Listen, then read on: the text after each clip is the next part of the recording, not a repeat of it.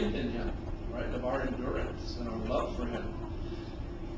And then the fourth way, excuse me. First was the meetings, and then personal study, and then prayer, and then number 4 is our ministry. And our ministry is, of course, probably the primary way that we worship Jehovah today, because this is where we give the sacrifice of our lips, the fruit of our lips, in praising Jehovah out in the public. And it really is the basis of our name. And what are we? What is our name? Jehovah's Witnesses, in case you're wondering. I didn't see any lips moving the right way there, so I got a little nervous.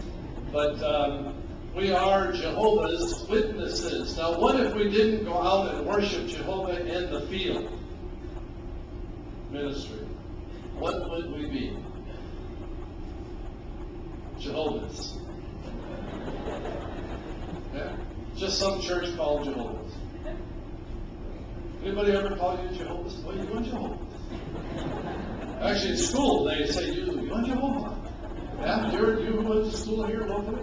Didn't they call you? Yeah, they used to call me, watch turn away 10 cents. Yeah, seriously. And, or are you a Jehovah? Now, that's actually kind of what? Isn't that irritating?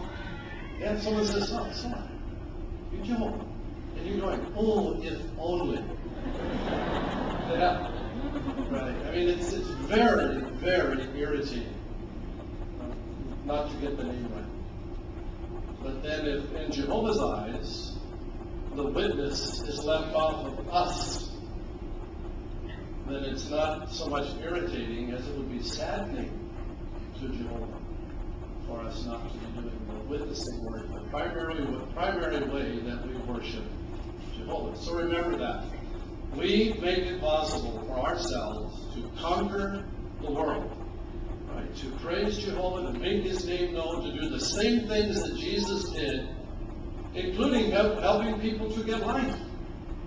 Because by our ministry, we are bringing people to life, to the real life.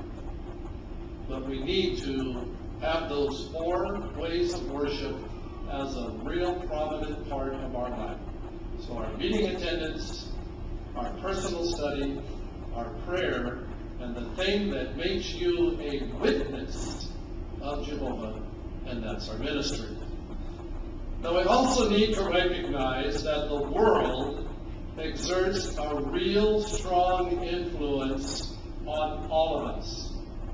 We talked about the spirit of the world, right? It's called air. And we were on the Big Island a while back, but actually we were just here. I mean, of course we were just here.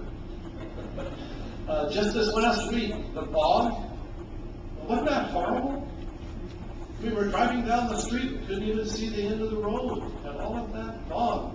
Now, when you're breathing, of course you can't see the fog right here, but for the guy that's standing in it down there, aren't you thinking, wow, that poor guy, he's breathing in all that stuff. What do you think he's saying about you? Hi, look at that fella up there. He's smelling in, breathing in all of that fog.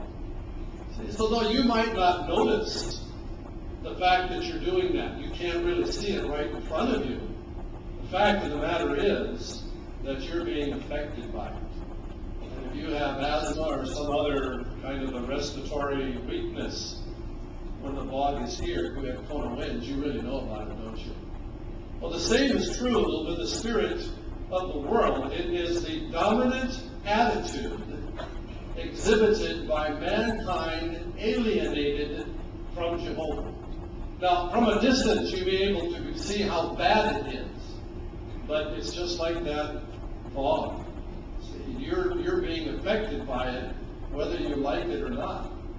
So if the fog is really bad, what do? You put on a gas mask, some kind of a filter arrangement, so that you don't get the bad effects of that very poor air. So we need to do the same thing.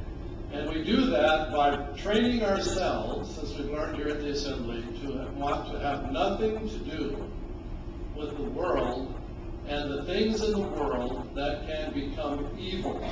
Remember now, they weren't necessarily terrible things. They were just normal things that we allow to become imbalanced.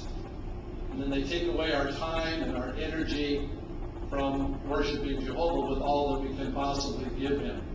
Now, let's turn our Bibles to the book of James chapter 4 and verse 4. And let's look for one word that really puts us on guard with regard to desiring the things of the world. Okay, James chapter 4 and verse 4. And we're going to look for one word. Okay, adulteresses, do you not know that friendship with the world is enmity with God? Whoever therefore wants to be a friend of the world is constituting himself an enemy of God. So there's one word that helps us to see why the Bible gives such strong admonition in holding fast to the standards of Jehovah. Did you find the word? Okay, how many saw wants? You don't have to raise your hand, that's rhetorical. But that's the word. See, it doesn't say who is a friend of the world, it does earlier. But it tells us that whoever wants to be a friend of the world is an enemy of God. So you don't even have to do it yet. Right? You just have to be kind of not hating the bad. Right? Not really looking for the good to overcome the evil, to conquer the evil. So there's some work that we need to do.